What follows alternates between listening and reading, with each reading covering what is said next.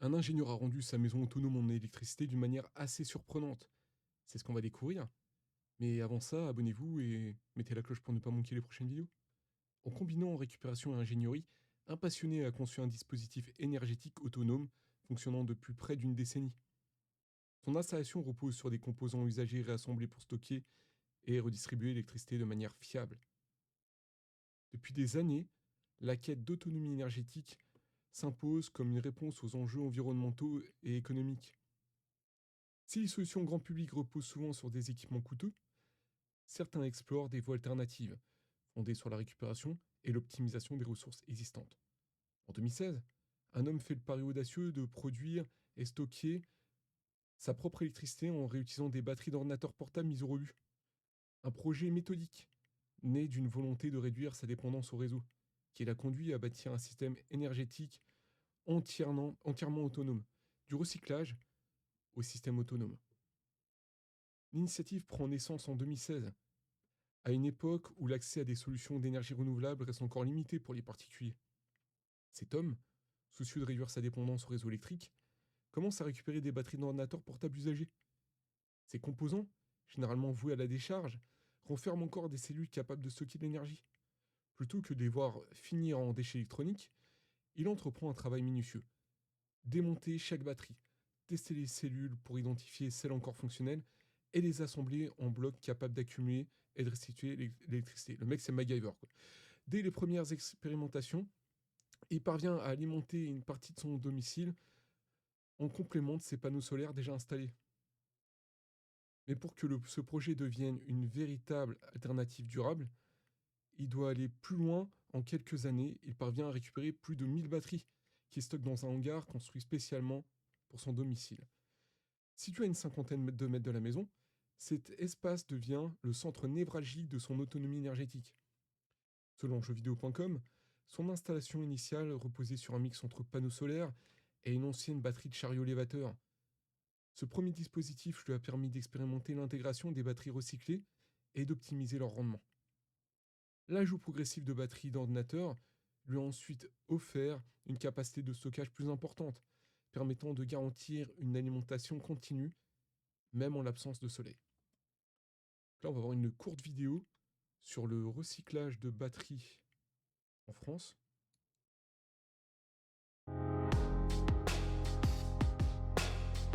194 000 tonnes de batteries sont collectées en France chaque année.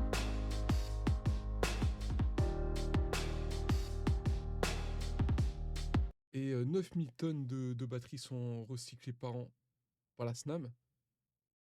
Et sachant qu'il y a 15% des batteries, on va voir plus loin, qu'il y a 15% des batteries, de déchets des batteries en France qui sont recyclés par la SNAM. Donc c'est une paille.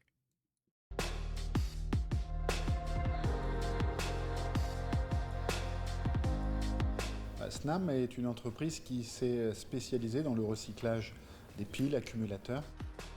L'innovation est devenue, je dirais, la génétique de l'entreprise SNAM, avec une capacité à développer des procédés permettant de traiter toutes les nouvelles chimies qui apparaissent et d'être le recycleur généraliste. Le recycleur peut se projeter, c'est ce que nous faisons avec des partenariats, par exemple avec les constructeurs et manufacturiers, pour recevoir des prototypes et anticiper ce que sera le recyclage dans 10 ans ou dans 15 ans.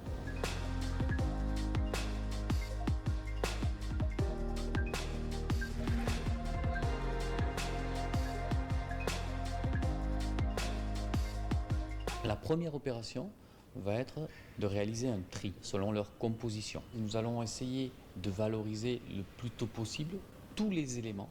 Et pour cela, nous allons procéder à un démontage. Ainsi, nous allons séparer les différents carters métalliques, les connecteurs en cuivre, les différents éléments plastiques que nous allons aussi trier. Une fois que les batteries auront été triées, elles vont subir une opération de traitement thermique qui va permettre d'enlever toutes les parties finalement organiques qui peuvent être à l'intérieur des batteries. Nous pourrons ensuite compléter par des opérations de distillation permettant de séparer les métaux, par exemple le nickel et le cadmium, et d'autres opérations de broyage, séparation magnétique et électromagnétique, pour aller ensuite compléter nos opérations de traitement et pouvoir séparer certains métaux tels que le cobalt, le nickel et le manganèse.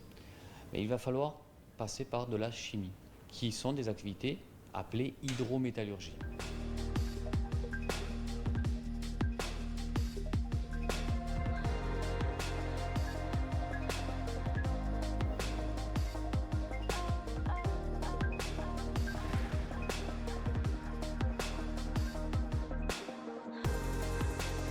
Quand on parle de boucle et de fermeture de cette boucle de recyclage, on pense naturellement effectivement à fabriquer des batteries à partir de déchets de batterie.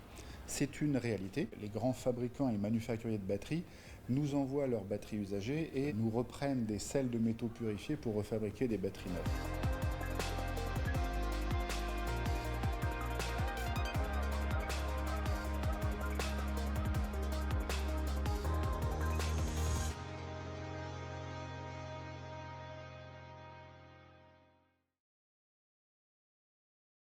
Avant de reprendre l'article, je vous invite à mettre un like pour pousser la vidéo et à vous abonner. Une autonomie énergétique optimisée. Dès les premiers mois, les défis techniques s'imposent. Contrairement aux batteries neuves, celles récupérées présentent des niveaux d'usure variables. Certaines se déchargent plus vite, d'autres nécessitent une gestion spécifique pour éviter les déséquilibres de tension. Pour surmonter ces limites, il choisit de ne pas utiliser les batteries telles quelles. À la place, il démonte les cellules individuelles et les organise dans des racks adaptés à leur état. Ce processus lui permet d'optimiser la gestion du stockage et de répartir plus équitablement l'énergie accumulée. Il sélectionne également les câbles en cuivre pour les connexions, un choix qui, selon Newsly, contribue à la fiabilité de son installation en réduisant les pertes électriques. L'amélioration continue de son dispositif repose aussi sur l'extension de son infrastructure solaire. Aujourd'hui, 24 panneaux de 440 watts, chacun renforçant son système, augmentant ainsi la capacité de production et d'autonomie. Grâce à ces évolutions, son domicile est alimenté sans interruption depuis 2016. Ça fait presque 10 ans quand même. Incroyable. Sans qu'il n'ait eu besoin de remplacer une seule cellule de batterie. En plus d'assurer son indépendance énergétique, son projet met en lumière le potentiel des batteries usagées. En détournant ces composants de la filière des déchets, il démontre qu'un matériel jugé obsolète peut encore avoir une utilité, et ce sur le long terme. Une initiative qui pourrait faire école. Au-delà de la prouesse technique, cette expérience soulève des questions sur la gestion des déchets électroniques et la transition énergétique. Chaque année, des millions de batteries d'ordinateurs portables sont jetées alors qu'elles conservent une partie de leur capacité. Leur réutilisation pourrait offrir une alternative viable aux foyers cherchant à réduire leur dépendance au réseau. Ce projet montre donc que l'innovation ne repose pas seulement sur de nouvelles technologies, donc là c'est de la low-tech, en différence avec la high-tech, la haute technologie, qui est plus coûteuse. Elle passe aussi par l'optimisation de celles déjà disponibles. Avec la hausse des coûts de l'énergie, ces initiatives prennent tout leur sens. Elles répondent aussi à l'urgence de limiter l'impact environnemental des appareils électroniques.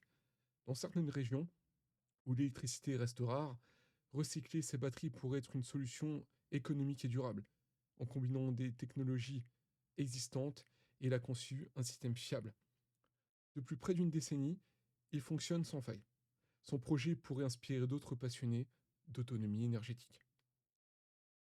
Alors dites-moi ce que vous pensez de tout ça en commentaire et abonnez-vous, mettez la cloche pour ne manquer aucune vidéo.